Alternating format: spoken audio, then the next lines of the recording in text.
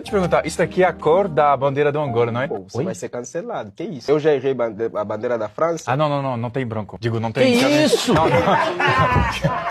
Que isso? não tem cor branca. Você tá tem. piorando, você tá apontando pra ele. Ok, Que entendi, isso, pô? Como foi o primeiro ano de vocês, quando vocês chegaram no Brasil? Eu acho que eu tô a viver o Brasil agora. Esse segundo ano que eu tô a viver aqui é que realmente eu tô a viver o Resumidamente, ele baixou o Tinder.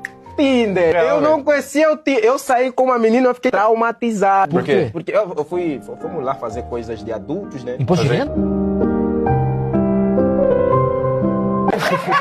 Continuando, eu saí com a menina, eu me arrependi, porque o Tinder, eu acho que é uma farsa. Porque na foto é uma coisa, pessoalmente é outra. Mas você acha que é o Tinder que faz isso? Você acha que é uma lei do Tinder ou você acha que a culpa é da Mariana que fez isso? Eu sei que a menina chegou, juro, desculpa, né? Porque ela colocou acho que 2 quilos de pó. Quando me beijou, eu fiquei bravo.